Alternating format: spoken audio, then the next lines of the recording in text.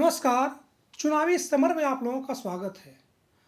UP विधानसभा चुनावों से पहले ईवीएम का मुद्दा एक बार फिर चर्चा का विषय बन गया है। दरअसल विपक्ष को भी इस बात का एहसास है कि राज्य में भाजपा की हार लगभग तय है। ऐसे में दोबारा सत्ता हासिल करने के लिए भाजपा ईवीएम का इस्तेमाल विपक्ष को हराने के लिए कर सकती है। जैसा कि हम जानते हैं कि अखिलेश यादव ने ईवीएम और डीएम दोनों को लेकर भाजपा के खिलाफ हमला बोला है। उन्होंने साफ साफ कहा है कि बिहार में भाजपा ईवीएम और डीएम के दम पर सत्ता में आई। इसका अर्थ यह हुआ कि भाजपा चुनावों के दौरान एक तरह से पूरी चुनावी प्रक्रिया पर अपनी पकड़ बनाए रखती है।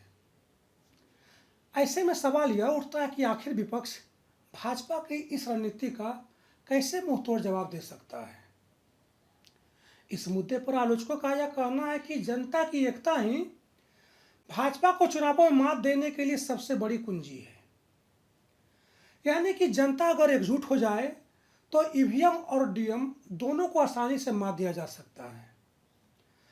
वैसे भी चुनाव संपन्न होने के बाद किसी क्षेत्र से अगर कोर्ट में मुकदमा दायर किया जाता है तो वहां के ईवीएम को सुरक्षित रखा जाता है। ऐसे में अगर किसी क्षेत्र में जनता के रुझान के खिलाफ भाजपा को जीत मिल जाए तो वहां के संबंधित नेता आसानी से कोर्ट में जाकर याचिका दाखिल कर सकते हैं। लेकिन यह तभी संभव है जब जनता का रुझान लोगों को पहले से नजर आए। वैसे भी जहां की जनता पूरी तरह से भाजपा के खिलाफ नजर आती है, वहां आलोचकों के अनुसार भाजपा ईवीएम से धांधली करने से घबराती है। लेकिन जहां मामला 50-50 रहता है, वहां अखिलेश के अनुसार पार्टी आसानी से पहले ईवीएम और बाद में डीएम का इस्तेमाल कर चुनावी परिणाम को बदलने की कोशिश करती है। देखें तो सिर्फ अखिलेश यादव ही नहीं बल्कि बसपा के कुछ नेताओं ने भी बयान दिया है कि लोगों को भाजपा के साथ साथ ईवीएम के खिलाफ भी संघर्ष करना पड़ेगा। इसका अर्थ यह हुआ कि चुनावों में भाजपा को मात देने के लिए लोगों को ईवीएम से भी टकराना पड़ेगा और वोटिंग करने के बाद लोगों को यह देखना पड़ेगा कि उनका वोट सही पड़ा है या नहीं। वैसे पिछले चुनावों में ऐसा देखा गया है कि अगर किसी व्यक्ति का वोट दूसरी पार्टी को जा रहा है तो ईवीएम को बदलना पड़ा और यह जनता की जागरूकता से ही संभव हो पाया है।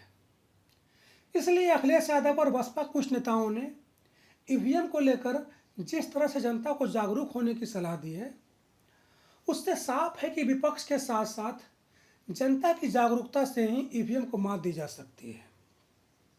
सीधे शब्दों में कहें तो ईवीएम के खिलाफ विपक्ष के हल्ला बोल से ऐसा महसूस हो रहा है कि भले ही चुनाव आयोग ईवीएम को बैन नहीं करे, पर अगर जनता सजग रही तो फिर ईवीएम के साथ साथ भाजपा को भी मात दिया जा सकता है। धन्यवाद।